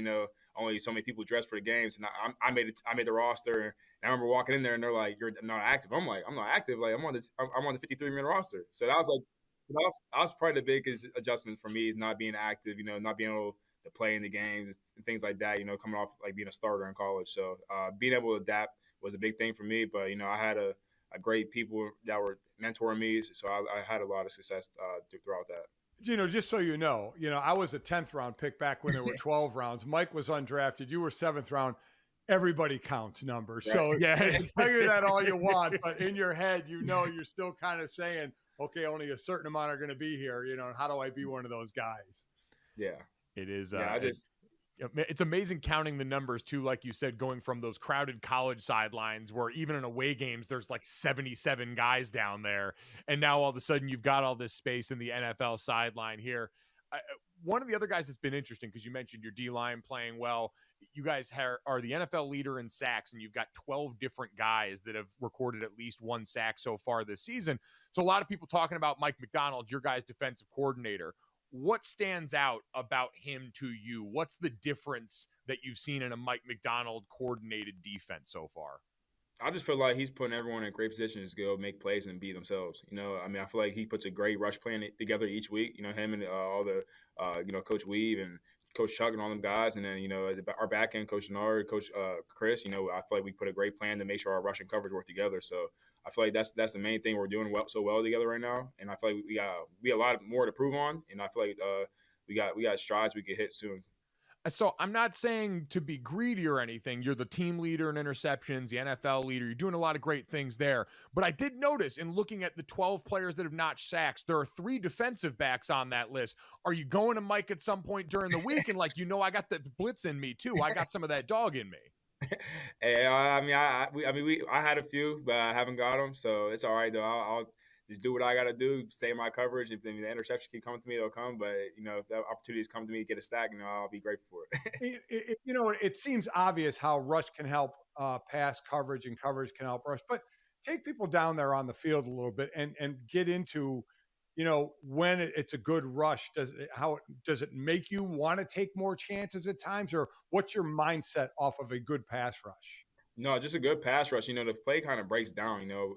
Me playing DB. Once I see, we kind of cover all the routes and the rushers are getting there. The quarterback starts to scramble. That's where most of the plays for a DB can happen because you want to start plastering because receivers start running different routes. They start running around, and the quarterback might throw one way and not see the defender coming another way. So, but most of my picks, I feel like this year are all like.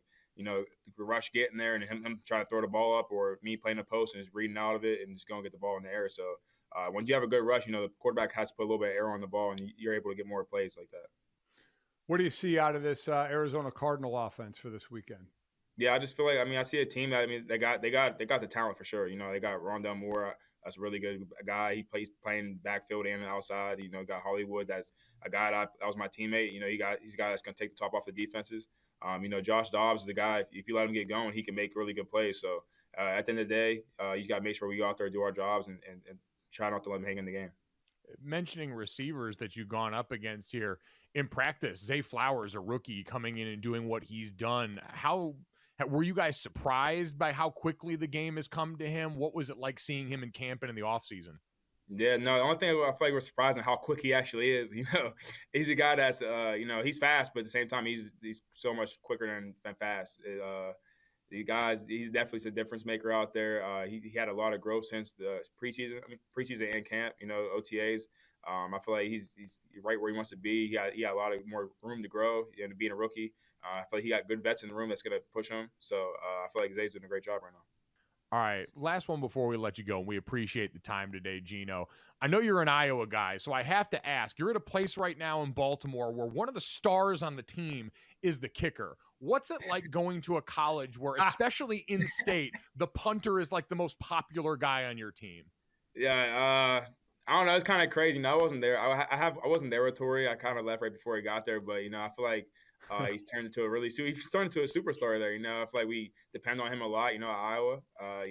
Depending on what happens, but our defense does a great job, and we get stops. And then we're able to put him out there, whatever critical situation is, put him at the 50, whatever. The offense ain't got to go for it or take a bad field goal they don't want to take. He's able to pin them down there at the 5-yard line, and I'm happy. I'm happy for a guy. We had a punter like that. Just put him in the 5-yard line for Iowa and go get some safety. So we've been doing that. Hey, that's what you do.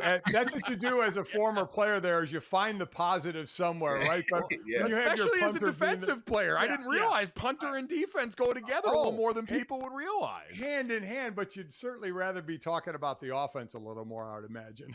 Right? Yeah. If we win a game 2-0, I'm good with that. At least we win. It's a win. Exactly right. That is some Hawkeye pride right there. Spoken like a true Hawkeye turned Raven defender there. That's a lot of pedigree on that side of the ball. Geno, fun catching up with you, man. Congrats on all the success and best of luck the rest of this season. Thank you guys for having me.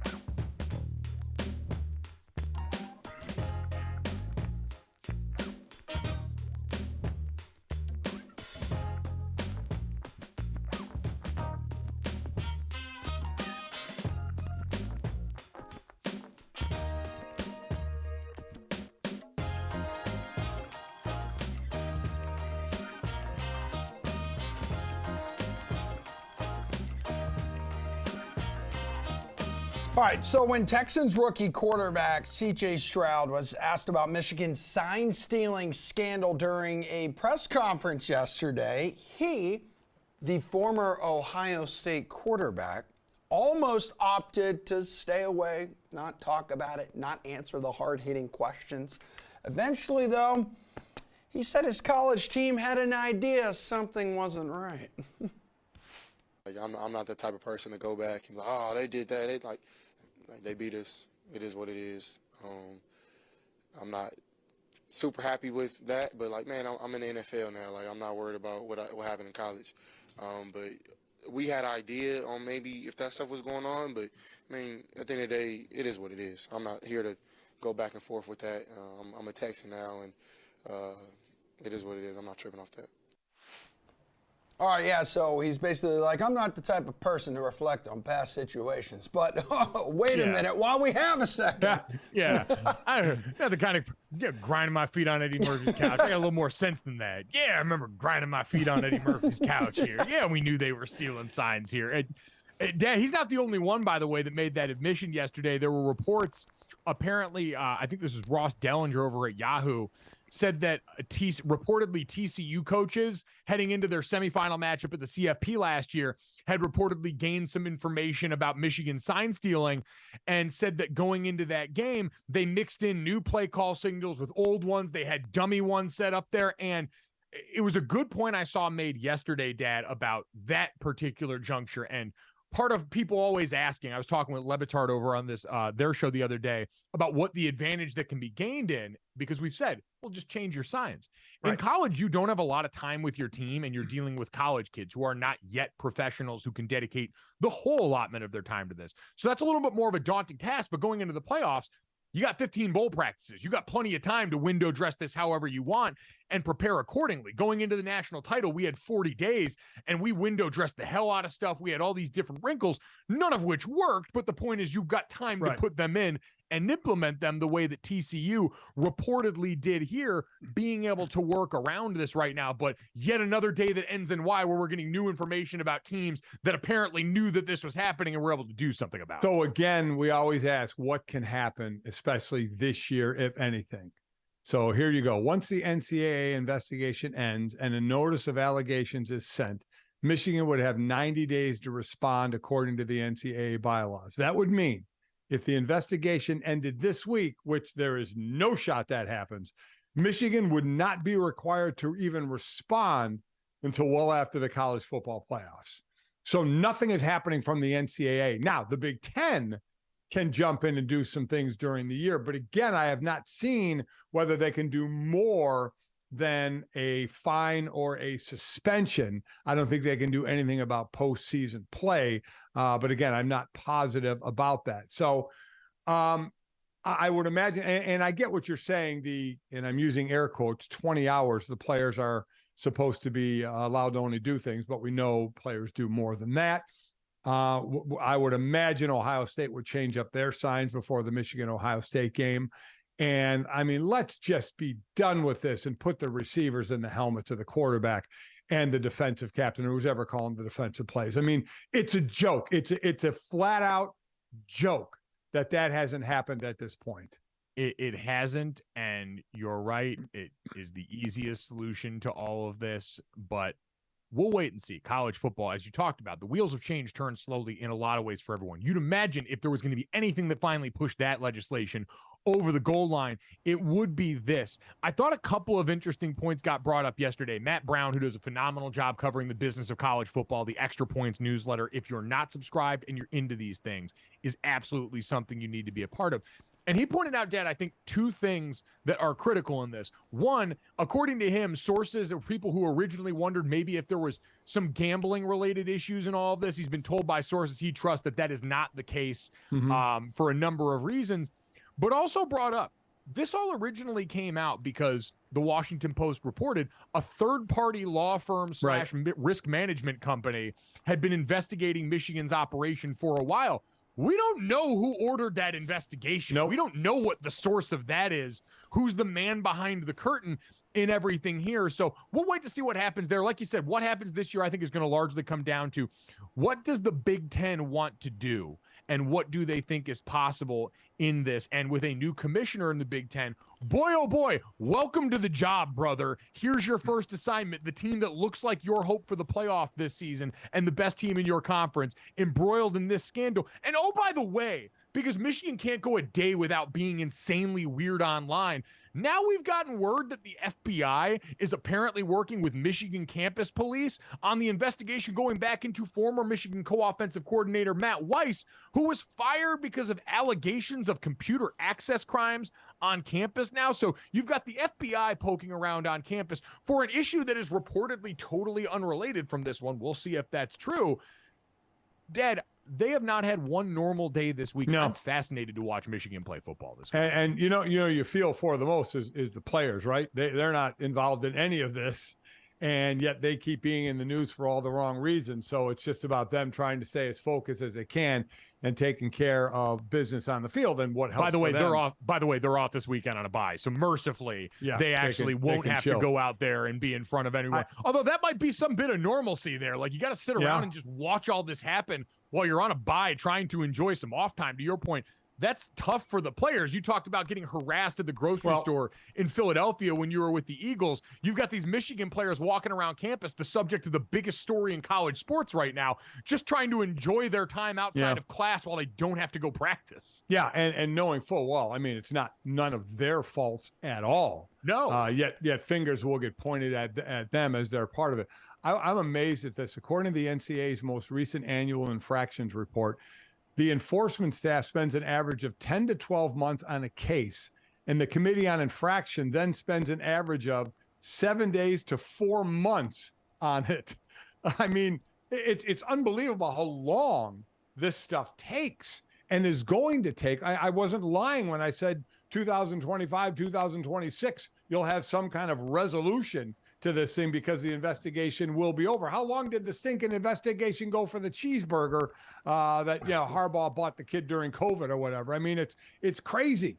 It's absolutely crazy. So again, it's not going to affect anything this year unless Tony Petitti in the Big Ten decides it will. They're the ones that truly have the power and potential ability to do something. Again, I want to know what their power of punishment is, because I still haven't read anything more than fines and suspensions. But again, we've never had a situation like this unfold during the season. Like, we are in completely uncharted territory for a commissioner that's doing this for the first time also. Like, Kevin Warren don't live here anymore. Right. And so you're another new conference with another person who comes in with a little bit less familiarity with what you've had going on and has to preside over one of the biggest scandals currently going on in the sports that now apparently, again, with this FBI investigation has multiple prongs to it. I agree with what you're saying there, but that, to me, that doesn't matter.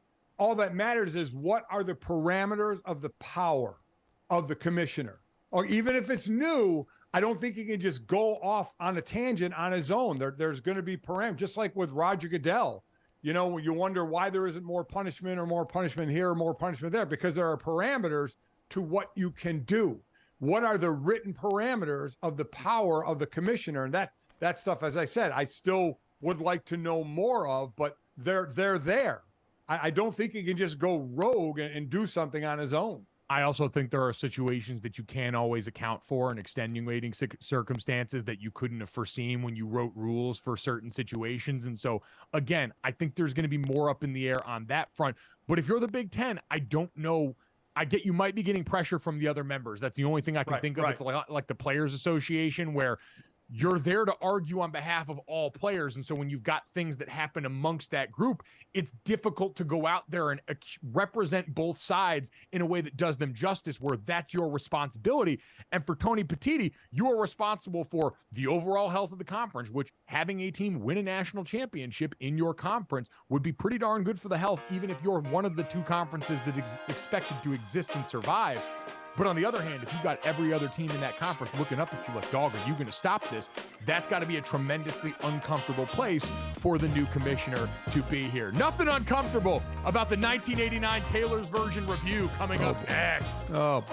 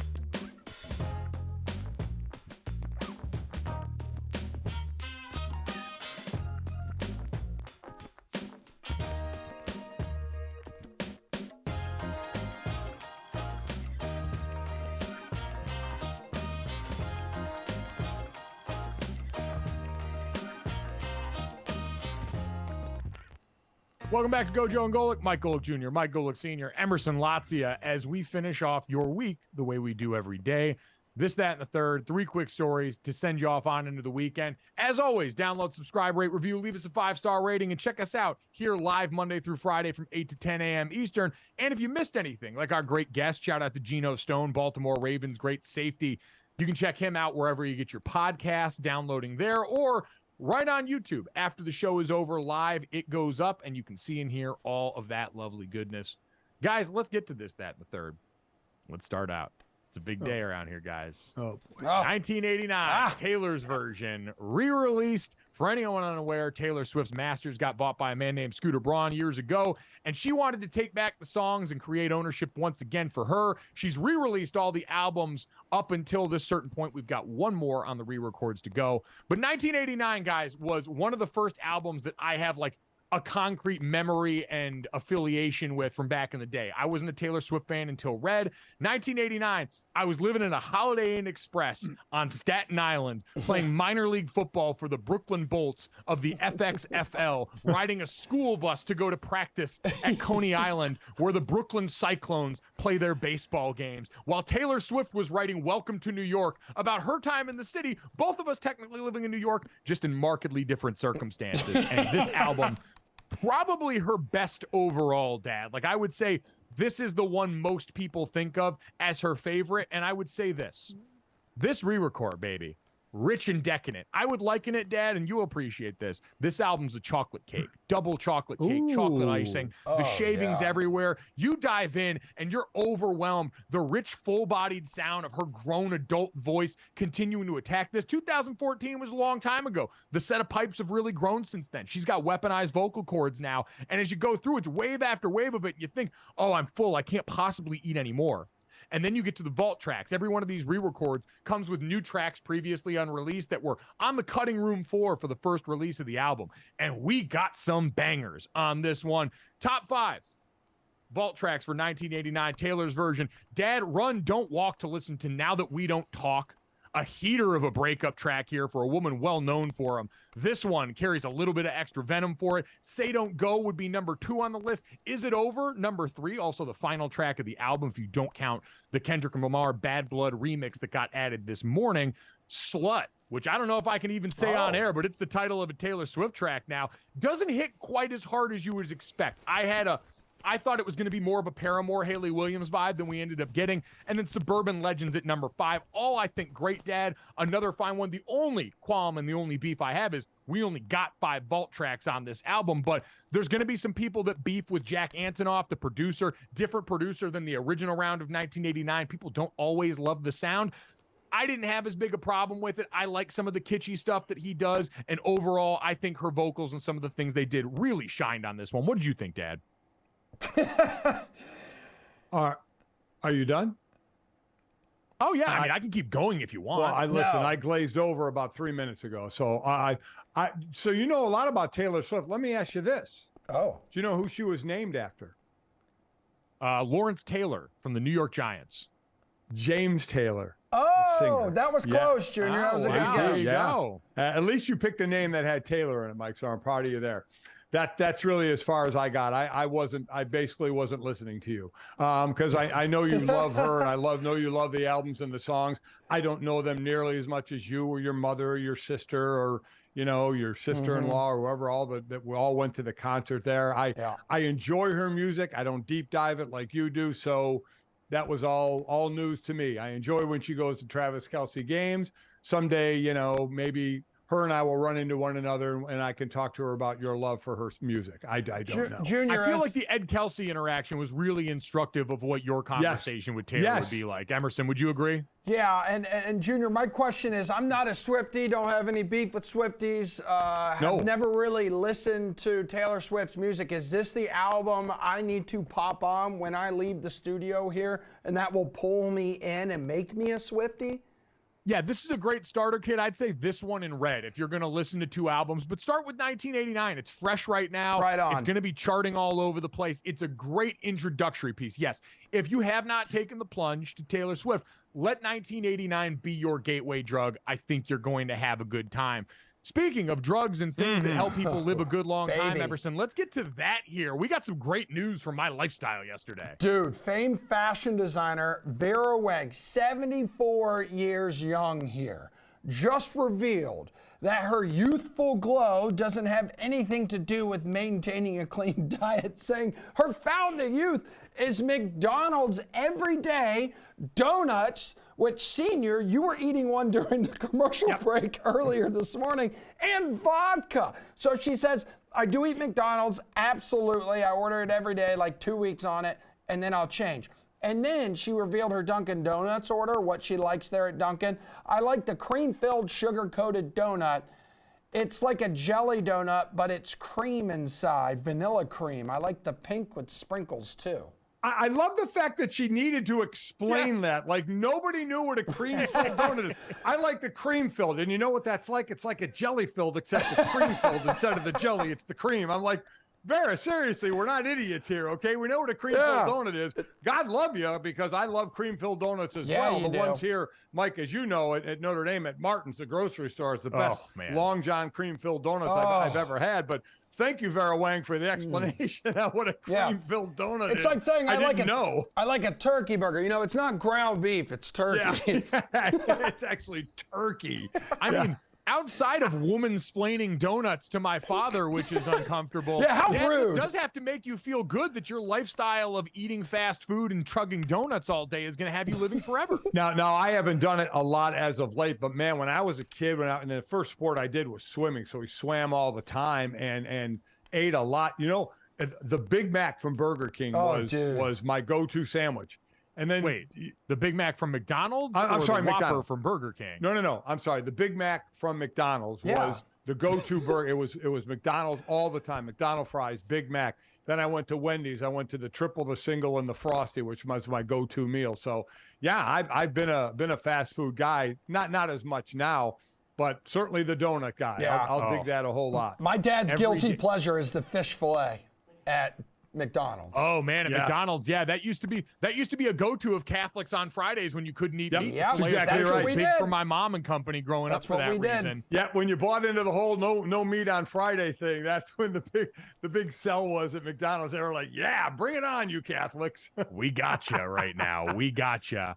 For me, the donut thing got in there early, obviously because of lineage. Every day on the way home from high school football practice, I'd stop at the gas station and I would buy a pack of frosted donuts and get a Mountain Dew Code Red and just get my week's worth of sugar each and every day. Emerson, really quick, again, the great Mike, one day a donut hole got stuck in the wheel of his car driving home from high school.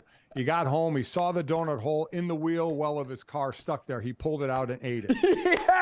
That's a freaking legendary move. Yeah, built different, all-star at your service. Let's get to the third. Speaking of food, the topics of conversation this week, Emerson, have been steady on appropriate date spots, and Russell Wilson and Sierra would like a word. Yeah, speaking of food, I mean, look at that platter of donuts with all of the candles in it. So Russell Wilson rented out a freaking Waffle House. Like, this story was built for you, Junior, for his wife's birthday here. And don't forget, earlier this week, remember, gentlemen, we debated it. First date location, ladies out there said no. Waffle House was on the list as a big no-no. I'm sorry, this is obviously not their first date, but this tells me everything I need to know. The Waffle House should never have been on that list.